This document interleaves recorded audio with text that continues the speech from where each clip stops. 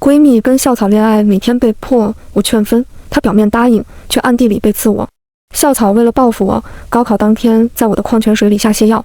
我高考落榜，闺蜜与校草携手上了清华。一睁眼，我重生到了高考前。小鱼，他又破我了，怎么办？我笑道，这怎么是破呢？是他太爱你了呀，宝贝，这是我第800次劝谢家墨分手，原因很简单，他的对象校草不是只好狗。周景元这是在破你。520不送礼物就算了，还跟在校外认的妹妹去玩剧本杀。最关键的是还玩情感本，他根本就没有把你这个女朋友放在眼里。谢家墨一脸的无奈，那我该怎么做呢？他说那只是他的妹妹而已。我实在忍不了，厉声道，你跟他分手。现在就发消息说。谢家墨抿唇，表情有些为难。小鱼，我狠不下心，要不你帮我说吧。他说完把手机递给了我。我接过手机，开始进入噼里啪啦的战斗模式。30分钟后，我将手机丢回谢家墨的怀里。OK， 搞定了，早让我出手，你还用受这委屈？好了，还有1个月就高考了，到时候我们好姐妹一起上了清华，去清华找更优质的男人。现在这些姐妹根本瞧不上，当时的我根本就不知道这是噩梦的开始。今日我为谢家墨出的头，他日要用1辈子的前程去偿还。高考前夜，我收到了一条好友验证，周景元。我看着验证消息，有些迷茫。自从上次谢家墨跟他提分手后，两人好像没有再联系了。这个节骨眼上，我怕是有什么重要的事情，于是通过了他的好友申请。刚添加上，周景元就给我转发了一堆消息过来。我皱着眉头点开，老公，之前那些消息不是我发的，是于小鱼那个傻逼抢我的手机给你发过去的。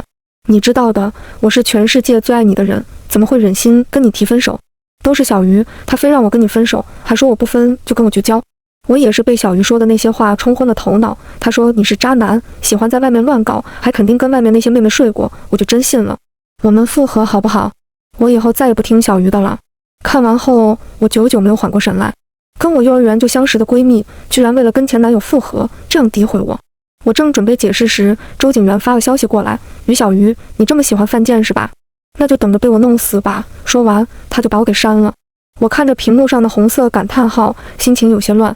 我想给谢家墨发消息讨论一下这件事，但看了一眼手机右上角的时间，已经深夜11点了。明天还要高考，我怕影响他的心态。算了，还是考完再说吧。次日清晨，满面春风的谢家墨朝我奔来。小鱼，我给你带了爱心早餐。我承认我对他有些心生隔阂，但还是接过了他递来的包子。家墨，我们会一起上清华的，对吗？我一边啃包子，一边认真地朝他问道。我跟谢家墨的成绩都很好，基本上是年级1、2名换着坐位置的那种，所以从高一开始，我们的目标就是一起去清华。时间过得好快，一转眼就已经高3了。我跟谢家墨的梦想也即将扬帆起航了。会的，谢家墨声音平平，没什么起伏波动。小鱼，喝点水吧，光吃包子噎得慌。我笑着接过他手中的水。什么会的？是一定会的。我笑得灿烂，仰头喝了几大口他递过来的水。谢家墨没说话，默默将水瓶又拿了回去。第一堂考的是语文，9点准时开始。刚进考场，我就觉得腹部隐隐作痛，我以为是生理期提前了，就没有特别注意。开考铃响起，我奋笔疾书地开始答题。做一篇阅读时，我就觉得有些不对劲。此刻我额头已经布满细汗，握着水笔的手指用力到发抖，实在忍不住了，我举手申请去上厕所。从厕所回来后不到10分钟，熟悉的痛感再次袭来。无奈之下，我再次举手。如此反复3次后，我成为监考老师的重点观察对象。我想着拉就拉吧，以我的速度，写完整张试卷也绰绰有余了。但事情不如想象中顺利，在我第4次举手时，直接在考场上痛晕了。我是在医院急诊科的病床上醒来的，醒来时已经中午了。语文考试早已经结束，我只写了40分的题目，这意味着我已经比别人少了110分。我的清华梦破碎了。医生判断我为急性肠胃炎，我也没往其他方面想，带着医生开的药回校继续参加考试。剩下的几科都异常的顺利，可我就算再超常发挥，也没办法把那丢下的110分给追回来。高考完，我自闭地把自己关在房间里，寸步不出。2周后出成绩了，谢家墨高兴地给我打来电话报喜。小鱼，清华给我打电话了。我扯了扯嘴角，恭喜呀，家墨，只是我不能跟你去同一个大学了。没关系。周景元他也考上清华了，他可以陪我。我怔愣了一下，忽然觉得心好酸啊。谢家墨是怎么能说出这种话的？他明知道我有多么想跟他一起上清华。沉默了许久，电话那头的谢家默出声了：“对不起呀，小鱼，我以为他是在为没有照顾到我的心情而道歉，正准备说没关系，考语文前我给你喝的那瓶水，周景元在里面下了泻药。小鱼，我真的很后悔当时做的糊涂事，我每天想起这件事都觉得良心不安。小鱼，你去复读吧，我在清华等你好吗？我不想复读，我现在想杀人。”谢家默明明知道这场高考对于我来说是多么的重要，我家里没有条件再支撑我去复读1年。谢家默，你现在在哪儿？我声音冰冷。我在家呀。你要来找我玩吗？我正在跟景元一起选志愿呢。他声音里透着无法掩盖的高兴。我挂断电话后，提起菜刀就往他家跑。刚跑2步，乌云翻滚，大雨倾盆而下。我在雨中奔跑着，带着跟谢家默一刀两断的决心。可是，一道闪电骤然从天空劈下，砰！巨大的爆炸声响起，我只觉得灵魂瞬间腾空飞起，而后飞速下坠。我身体无法动弹，意识也逐渐模糊。我这是要死了吗？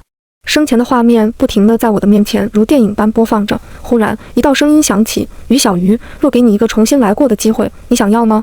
我要。我奋力地想睁开眼，看看面前说话的是谁，可面前只有一片黑暗，半点光亮都没有。那道声音再次响起：“今日助你重生一回，你只需要答应我一件事。”什么事？重来一回，你必定要逆风翻盘，否则你将永远遁入虚无，不得轮回。我一字一句，果断坚定。我答应你，我一定会逆风翻盘。睁开眼，我回到了高考的前1个月。谢家默坐在我前桌，满脸愁容。小鱼，他又泼我了，怎么办？周景元520连礼物都不给我送，还跟校外认识的妹妹去玩剧本杀。我拍了拍谢家默的肩膀，笑道：“周景元肯定是怕影响你的学习，才没来跟你过节。这怎么是泼呢？是他太爱你了呀，宝贝。宝贝，你想，周景元又帅，成绩又好，你去哪里再找一个比他更好的男朋友？”谢家默愣了愣：“是这样吗？可是小鱼，你之前不是说他一直在泼我，让我跟他分手吗？”我抬眼，刚好看见周景元从我们班级路过。我提高音量：“哪有？你记错了吧？我记得我可一直是你跟周景元的 CP 粉哦，你们男才女貌，简直不要太般配。在我心里，你们已经锁死了，是吗？”谢家默表情有些古怪。当然啦，深夜，我在谢家默的空间里找到了周景元的 QQ 账号。校草，我是 CP 粉头子，想近距离磕 CP，不到1分钟，周景元就通过了我的好友。周景元，你是家默的闺蜜于小鱼吧？我今天听见你帮我说话了，谢谢。周景元，之前家默说你总劝他跟我分手，说我在外面浪得很，看来他说的都是气话，我一直以来都误会你了。我轻笑一声，当然是误会，你可是公认的校草哎，跟家默在一起，绝对是家默赚翻了。我都跟家默说了，你没陪他过520，肯定是有原因的，让他别多想。他又问我，你跟校外的妹妹是不是在乱搞？我说怎么可能，你跟妹妹肯定就是普通朋友，你绝对是有分寸的人。周景元给我发了大拇指的表情包过来，还是你懂我，家默就是有点太矫情了。就在此时，谢家默的聊天框弹了出来了。小鱼，你加周景元好友了？我笑着回道，是啊，你不是总说周景元破你吗？我帮你做做他的思想工作呀。谢家默秒回了一个问号，又瞬间撤回了。谢家默，那小鱼你可得帮我好好说说他。我冷笑了一声，将手机丢到枕头底下。谢家默这张伪善的面具，我看他还能戴到什么时候？跟周景元聊了几天后，我能明显感觉到他对我改观了。我跟他聊天内容的重心从谢家默变成了诗词歌赋，再到人生哲理。周景元说，我觉得你比谢家默有内涵多了，他就是个纯花瓶。我立刻谦虚回道，没有，家默身上也有很多闪光点的，你应该多观察观察。周景元，谢家默的闪光点大概就是成绩好，长得漂亮，没什么了。我积极否认，不，你根本不了解家默，他可是个时间管理大师。周景元，这话是什么意思？想知道的话，这周五去跟我看一场电影吧。周五放学前，谢家默转过了头来，小鱼，你最近都在跟周景元聊些什么？还能聊什么？当然是聊你呀。谢家默撇了撇嘴，可是我最近感觉周景元跟我聊天的频率都变低了。你能给我看看你们的聊天记录吗？我咬了咬上唇，垂眼，脸上带着一些失落。谢家默，你是不相信我吗？面对我的灵魂拷问，谢家默愣住了。小鱼，我不是那个意思，你知道的，我只是太爱周景元了。我没说话，将手机递了过去，密码是你的生日。谢家默接过手机的时候，手指明显颤抖了一下。他熟练地输入自己的生日，打开我的与周景元的聊天框。那你的手机密码是我的生日吗？我盯着他的眼睛发问。谢家默的手指停留在手机屏幕上，随后抬头与我对视。小鱼，我这么爱周景元，密码当然是他的生日啦。笑容在他的脸上漾开。我们这么多年的好姐妹了，这种小事你不会介意的吧？我没说话，只是点了点头，示意他继续看。10分钟后，谢家默看完了我和周景元的所有聊天记录，从他脸上的表情看来，好像有些失望。怎么了？我早就说了，我可一直在周景元面前说你的好话哦。我跟谢家默认识了10几年，我怎么会预料不到他会查我手机这一举动？我与周景元聊一句，我就删一句，只留下与谢家默有关的内容。每一条内容都是我精心设计留下的，故意让他看见的。他就算再看100遍，也看不出什么端倪来。谢家默将手机还给了我，满脸歉意地握住我的双手。小鱼，对不起，我还以为你想跟我抢景元。我略微惊讶地挑起眉头，笑着向他保证：傻瓜，任何人都有可能做对不起你的事，但你相信我绝对不会背刺你。小鱼，有你真好。谢家默笑得一脸幸福。那你会放学了还是去？我对谢家默使了个眼色。谢家默立刻示意我晋升，我答应了沈白师兄的誓约不好。明白。放学后，我特意快谢家默一步走出了学校，跟周景元在电影院门口会合。恐怖片？你什么意思？周景元看着我递过去的电影票，眼底藏了些别的深意。进场你就知道了。我急忙将他往厅内推，生怕谢家默来了。放映厅内，我与周景元坐在最后一排。谢家默喜欢看恐怖片吗？我问。这点我还是了解的，以谢家默那胆子，他绝对不敢看恐怖片。是吗？我伸手朝着前方指了指，你看那是谁？谢家默一定想不到，跟我在学校分开后，还会在电影院相遇。没错，谢家默除了有周景元这个男朋友外，还有其他的暧昧对象。这个秘密只有我一个人知道。谢家默可不是什么恋爱脑，他就是个天生的坏种。周景元顺着我指着的方向望去，穿着校服谢家默映入眼帘。他手上捧着一桶爆米花，正笑着跟身旁并行的男生聊天。周景元拳头都硬了。他旁边那个男的是谁？上一届的学长，现在在本市的 A 大就读。他们两个什么关系？没什么关系。如果你硬要说是什么关系，那应该算暧昧关系。谢家默很聪明，他从没给过周景元之外的任何一个男人名分或是承诺。一旦对方想要进一步确定关系，他就会拉上我，安排一次3人的约会，然后告诉对方他们只是朋友关系。上一世，我本着为朋友两肋插刀的义气，却被朋友狠狠插了2刀。我无条件的为他着想，却被一次次地利用再抛弃。甚至他毁了我最在意的东西。景元，谢家默看见我们了，他驻足在原地，满脸的不可置信。于小鱼，你怎么会跟景元在一起？你还和景元来电影院看电影？他先发制人，语气里带着一股子正牌女友抓小三的意思。我还没说你呢，你倒是说上我了。周景元拿出手机，指着上面的聊天记录。你不是说已经回到家开始复习了吗？你复习到电影院来了。谢家默丝毫不慌，因为现在的这种情景，我们早就预想过了几百遍。我跟沈白师兄只是朋友，朋友之间来看个电影怎么了？再说了，沈白师兄是数学专业的，我有题目想请教他，请他看个电影不过分吧？谢家默说的有理有据，气得周景元直抽冷气。我跟景元也是朋友，看个电影应该也没什么吧？我插话，语气里带着一丝轻嘲。此时一直没说话的沈白开口了：家默，如果知道你有男朋友，我是绝对不会和你保持暧昧的。我们以后不要再联系了，再见。沈白走了，走之前还把自己劈得干净，留下谢家默一个人，里外不是人。景元，他胡说的，我跟他真的只是普通朋友。谢家默眼眶通红，伸手去抓周景元的手臂，却被他给甩开了。谢家默，分手吧。周景元与谢家默单方面分手了，谢家默也跟我绝交了。不过这2人还真是卧龙凤雏，双双对感情不忠，却不允许对方做越矩的事情。用一个词来总结，大概就是自私。高考前1周的某天中午，我应周景元的约去操场看他打球。校草的人气就是不一般，整个球场外已经围满了一圈的女生。周景元是真的帅啊，他要是我对象就好了。你可以去追呀。他跟谢家默已经分手了，现在单身。什么单身啊？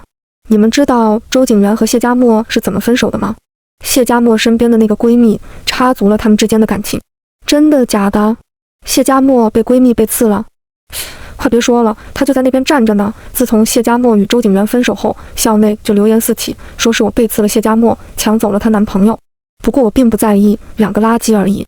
中场休息时，我上前给周景元送水，而人群中有个身影比我动作还快的跑到了周景元的身边，将水递给他。是谢家默。一场大型修罗场就此上演，围观的群众们也开始起哄。景元，分手的这些天，我想明白了，我以后再也不会跟朋友出去玩了，你跟我和好好不好？景元，我跟沈白真的只是朋友，我不知道于小鱼为什么要带你去电影院，但他肯定目的不纯。他今天敢背刺我，明天就会背刺你。只有我是真的爱你的，景元。谢家默越说越委屈，眼眶里的泪水一滴滴掉落。演得好，跟周景元说校外的妹妹只是妹妹，有异曲同工之妙，不愧是两口子。我正准备开口说话，却突然被周景元拉住胳膊，用力往前拽了一下。砰！巨大的碰撞声响起，谢家默瞬间倒地。惊魂未定的我看着躺在地上痛苦呻吟的谢家默和距离他不远处的篮球。没事吧？旁边场地的男生一脸紧张地跑了过来。抱歉啊，打伤头，没注意到这边有人。男生蹲在地上查看谢家默的伤势。谢家默好像伤得很严重，他脸色惨白，捂着自己的右手，痛到一句话都说不出口。我拿出手机帮他拨打120。谢家默的右手手臂以及右手大拇指和食指骨折了，距离高考还有7天，他没法参加考试了。这确实是意料之外的事，因为我知道高考对于我们这些普通人是多么的重要，所以我并没有打算设计让他无法参加高考。但命运就是如此。病房内，谢家默憔悴了许多。于小鱼，我好像没做什么对不住你的事情吧？你要是想要周景元，我让定就是了。你为什么要因为一个男人搞得我们姐妹反目成仇，甚至害得我连高考都参加不了？谢家默声音冷冽，满眼憎恨地看着我。我在他床边的椅子上坐下。你以为我的目的是跟你抢男人吗？谢家默，你还是不了解我。谢家默皱眉，不解地问，那你到底是因为什么？是因为什么？要怎么跟谢家默说呢？是控诉他作为帮凶递给我的那瓶矿泉水，还是那句轻飘飘的你去复读吧？比起始作俑者周景元，我更加憎恨谢家默。谢家默与我3岁相识，8岁成为密友，到今日为止，我们已经陪伴彼此整整15年。我父母离异，母亲靠做零工维持生活。我能读到高3，已经耗尽了我和母亲的所有力气。谢家默经常来我家做客，他也对我的生活条件感到唏嘘。在谢家默没提议要跟我一起考清华之前，我从没想过要去那么远的地方。我想读个不要交学费的大学，陪在我母亲的身边，找份安稳的工作。是谢家默让我有了奋斗的梦想，然后又活生生地将我的梦想给撕碎。我脑子有些发木，良久，淡淡地问了句：谢家默，你还记得8岁那年你为我撑起那把伞吗？谢家默神情有些茫然，随后反应了过来，你是说你被那群小孩围殴，我救你那次？谢家默随后自嘲地笑了声，原来你是知道了，这些天做的这些事情是为了报8岁那年的仇啊！我皱眉，刚想问清楚他说的8岁那年的仇是什么意思，就被谢家默的嘶吼声给打断了。于小鱼，就因为8岁那年你被围殴，然后我挺身而出救你，是我自导自演的一场戏，你就毁掉我的高考来报复我？谢家默，此刻我的呼吸是乱的，声音是颤抖的。8岁那年，我与谢家默都在读小学，我们2家住一个院子里，院子有一群喜欢欺负弱者的熊孩子，而我就是他们经常欺负的对象。但以往他们都是用嘴骂我几句，不会真对我动手。那天放学后，我刚进院子就被熊孩子们的老大给拦住了，交保护费。熊孩子直接抓住我的书包，将我往不怎么有人路过的那条道上扯。我没钱给他们交保护费，他们就将我堵在路上，抡起拳头就往我身上砸。我抱住脑袋，一拳一拳地忍着。我不敢还手，打伤了别人，我跟妈妈负担不起医药费。不知道被打了多久，我听见了一声严厉的呵斥声：你们在干什么？再欺负人我就要打110了。落在我身上的拳头消失了，熊孩子们也哄笑而散。天空开始飘下雨滴，与我脸上的泪水混为一体。雨越下越大，却再没有半滴落在我的身上。我抬头看着那把撑在我头顶的伞。你好，我叫谢家默，他们为什么要欺负你啊？你被打得疼不疼？人不过就活几个瞬间。所以从那以后，我永远对谢家默有滤镜。这滤镜大到无论发生什么，我全都无条件地站在他的身边。谢家默这些年做的蠢事，只要不是太过分，我都睁一只眼闭一只眼。比如他同时跟多个男生暧昧，却次次拉我挡枪；比如他表面对我的生活条件共情，却不止一次的在同学面前取笑我家里连沙发都没有，全是大红色的塑料板凳；比如我表露出对哪个男生有那么一丝的好感，他就去大张旗鼓的跟对方说我要表白，让他快点选要不要答应。没关系，这些我都可以忍，就当是他情商低。我以为只要我对他好一点，再好一点，他总会在心里留一点地方给我的。他至少不会毁了我的前程。可他不只毁了我的前程，还连同我对他童年的唯一滤镜也一并撕碎了。原来8岁那一年，我以为的救赎都是他的自导自演。他果真是个天生的坏种。那年我笨拙地跟谢家默做自我介绍：你好，我是于小鱼。谢谢你帮我。谢家默咧嘴对着我笑：你好特别，我看你总是自己一个人玩，以后我们就是好朋友了。特别吗？是特别的蠢吧？于小鱼，你哑巴了？你说话呀！谢家默的声音将我拉回到了现实。我深吸一口气，是的，就是因为8岁那年你的自导自演，我现在来报仇了。我何止是想毁了你的高考，我更想你去死。谢家默的脸色突然苍白，应该是没料想到我会说出让他去死这种话。事已至此，我跟谢家默真的没什么好继续聊的了。我从病房摔门而出，再也没去看过他。时间飞逝到了6月7号，高考日。这次我扮演了谢家默的角色，贴心的为周景元准备了爱心早餐。于小鱼，我们说好了，要是一起考上清华，你就当我女朋友。好啊，我将手中的三明治和西梅汁递给周景元，笑得一脸灿烂。我答应的这么爽快，就是笃定周景元绝对上不了清华。9点，第一堂准时开考。我写得很顺，甚至觉得比模拟考的任何一次都顺。开考将近半小时后，我看到一道身影从走廊上走过，是周景元。看来是西梅汁发挥功效了。天道轮回，曾经做过的恶，总有一天会反噬到自己的身上。考完语文后，周景元捂着肚子朝我走来。小鱼，我可能是昨晚吃坏肚子了，考语文的时候上了好几趟厕所。我作文没写，可能上不了清华了。我抬手拍了拍他的肩膀，安慰道：没事，其他科目好好考，6科考完，我已经可以基本确定学校任我选了。周景元作文没写，注定是考不上清华了。出成绩那天，他给我打了电话：小鱼，你别去清华了，我爸妈送咱俩去国外留学，完成学业我们就结婚。你看啊，我早就预料到了。这场高考对于周景元这样的有钱人来说不算什么，就算我让他6科考试都无法参加，他照样会有更好的出路。我知道惹怒周景元是什么下场，所以我尽量动之以情，晓之以理地跟他沟通。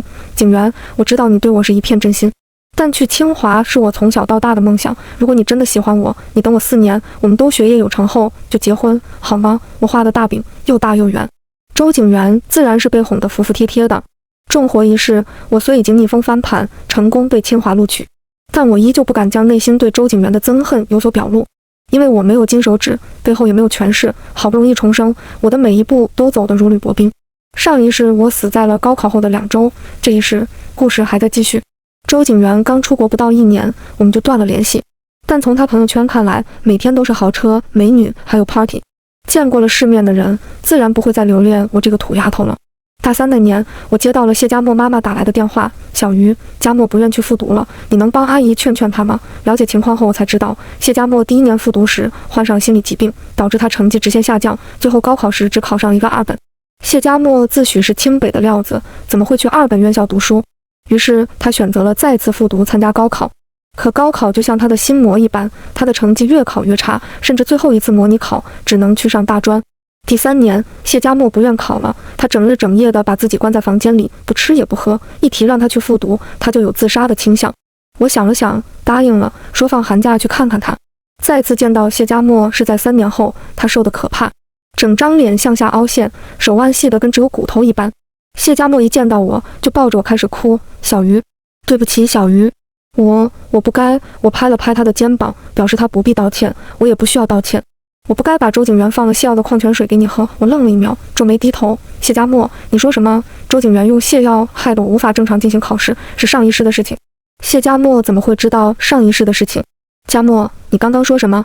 你再说一遍。谢家默好像听不懂我说的话一般，开始疯疯癫癫地唱起歌来：小燕子穿花衣，年年春天来这里。我问燕子你为啥来，我都能重生一回。或许谢家默是真的疯了，在说胡话，又或是冥冥之中上天觉得我需要一个道歉，所以让他觉醒了一段记忆。小鱼，靠在门沿上的谢家默妈妈抹了抹眼泪：家默的病就是这样，越来越严重了，我们不知道他还能活多久。他老念叨之前和你在一起的那些事，我就想能不能联系到你，让你来看看家默。其实他这个样子，我们没奢望他再去高考，只要他活着就行。让你回来劝劝他去复读，只是我跟他爸的一个幌子。我们知道你跟家默玩在一起的时候受了很多委屈，我们怕你不肯来。小鱼，阿姨叫你无方，阿姨在这里替家默给你道歉。对不起，或许在谢家默的心里曾经真的有我的一席之地，但不重要了。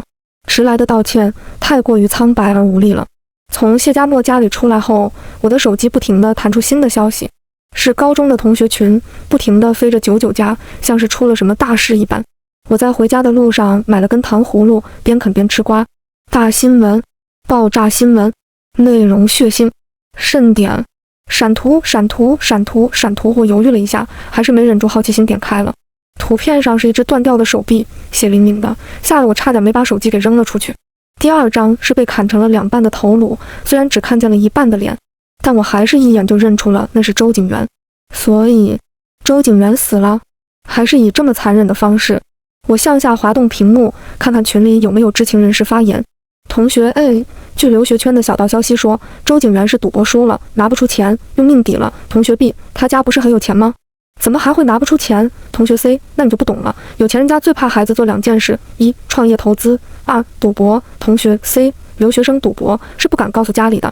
再说了，周景元家的势力也就在我们这里有存在感，放到其他地方没那么大面子。同学 D， 我怎么记得周景元之前跟常常考年级第1，现在在清华读书的那个女同学在一起过？是不是？同学 D， 他俩现在分手了吗？同学 A， 好了好了，大家知道这件事就行了，逝者安息，图不要乱传。同学 E， 我记得他好像叫于小鱼，应该在群里，谁艾特一下？同学 F， 艾特于小鱼，你跟周景元到底在没在一起？